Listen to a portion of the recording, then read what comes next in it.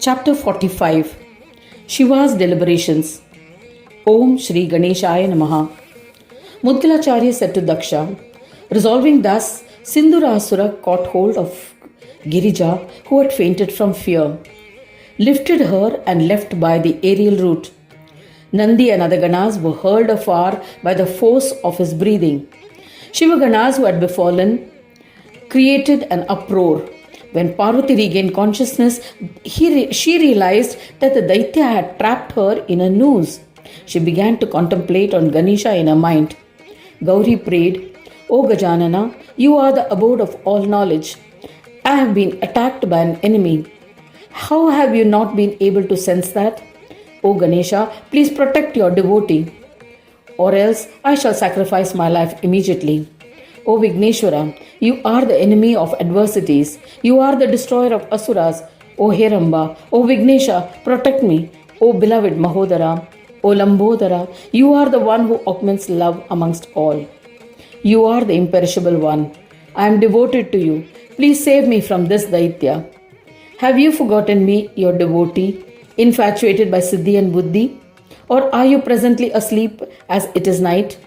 Are you engaged in tending to Laksha and Labha? Why have you forgotten me? Are you lost in the company of your devotees who are serving you with delicacies and modakas? O Vakratunda, are you engrossed in conducting your divine games? O experienced one, have you forgotten the servant of yours in the enjoyment of Swananda? Are you engrossed in planning divine pastimes? Why are you unable to protect your devotee in times of calamity?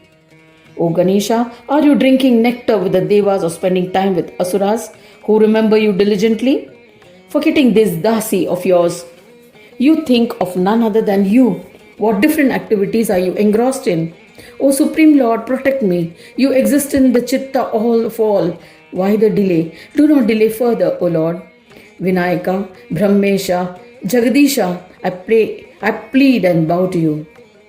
Are you not the one who is acclaimed by Vedas as being proud of his devotees? O Mahatma, come now and kill this Daitya in a flash. I behold devotion to your holy feet in my heart. Please protect my honor. Nothing is far from you, O Buddhipati. Then why are you delaying thus, O Buddhisha, to protect me? If you delay because you are musing, I shall sacrifice my life and your reputation will be tainted. O ocean of mercy, forgive my transgressions and protect me. You should protect us, your servants, every moment. Parvati extolled the praise of Ganesha. Shankara was awakened from his deep meditative state by the uproar created by the Ganas. He became aware of the events. He contemplated on Ganesha in his mind and mounting on Nandi, the bull, his mount and gatekeeper, he quickly caught up with the Daitya king Sindhura. He hurled his drum and hit him on his head. Seeing Shankara, he ran to embrace him. All weapons of Shiva, including the Trishul, were rendered ineffective against him. Shankara was astounded and panicked. He too contemplated on Ganapati in his mind so that his calamities may be overcome. Hearing Parvati's prayers, Gajanana manifested at the sight of the duel, assuming the form of a Brahmin. Ganesha performed an incredible miracle. He wounded the Daitya by hurling his axe, unseen by the Daitya, onto the chest of the Rakshasa. Injured by the axe, the Daitya fell on the ground. The Brahmin then said to the Daitya, listen to my words of wisdom, which are in your interest. Shakti, who is in your bondage, is Jagat Janani, mother of the universe. Release her. Otherwise, Shiva will kill you without you even being aware of it. This is definite. I shall instruct Shambhu to be subservient to you in exchange. Release his wife and establish your sovereignty over the three worlds. The Daitya heeded to his advice and released Parvati. The Brahmin laughed and said to Shiva, O Lord, surrender to the Daitya. It is impossible to defeat the Daitya as he has been blessed with boons by Brahma. O Mahesha, Shakti has been returned to you. Take her and return to your duties. When Shankara agreed, the Daitya returned to his wife Shakti. The Daitya went to Kailash and celebrated his victory over Kailash. The Daitya then left Kailash and returned to earth. He conquered all the three worlds and became the supreme monarch. Ganesha, who had assumed the form of a Brahmin, disappeared as soon as Parvati was released. Parvati regretted. She said to Shambhu, "It must have been Ganesha who had assumed the form of a Brahmin. He managed to rescue me and protected you, O Shambhu."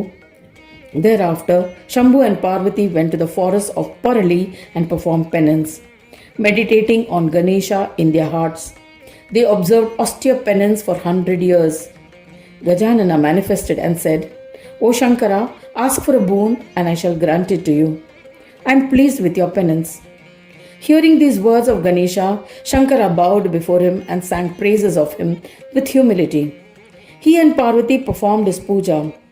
He offered pranams to Vignesha and said humbly, "O Ganadisha, if you have come to grant us boons, then incarnate as our son and remain with us for our lifetime. We worship you wholeheartedly. O Gananayaka, you have taken several incarnations in our house, but all those have been for a short period of time. O Swami, you must stay with us forever, so that we will be able to perform absolute service to you. O Gajanana, may you incarnate as our son in the world, as our family deity, and we shall forever meditate on you in our hearts." Gajanana said Tathastu and disappeared. Shambhu returned to Kailash and led his life with sorrow. A few years passed by. One day, Parvati was bathing. She was undressed and in her bathing chambers. Mahesha arrived unexpectedly. Parvati was embarrassed. She tried to cover herself with the long hair. Shankara returned to the house. After this episode, Parvati was seated happily with her friends Jaya and Vijaya. They said, "Nandi and other Ganas serve us. There is no doubting it, but they are always focused on serving Shankara, being in his proximity. Therefore, O Parvati, create a powerful Gana who would only serve you." Parvati was convinced and agreed. Shakti created a boy using the dirt from her own body and brought it to life. She said to her mind-born son, "O strong-armed one, stand outside my door, obey my orders. O son, without my permission, you should not allow any stranger inside. Even if I am bathing and anyone arrives, including my husband, do not permit them to enter the premises. Do not obey any other. This is my command. Even if my Lord Shankara inside insists, you must deny him entry." He was convinced and patrolled outside the door. Parvati was thrilled. When she was with her two friends in her home, she felt secure. Once Shankara arrived with his Ganas, they were denied permission to enter by the Purusha. Shankara was enraged.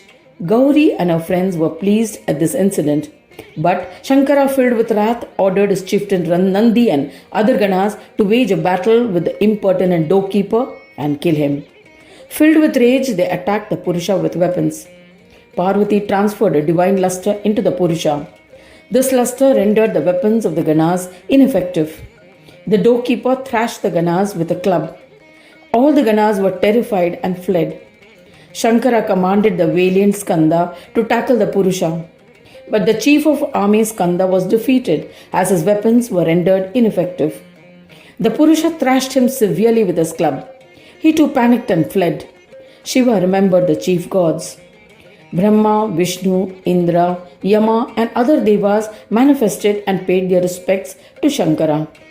Shankara narrated the events.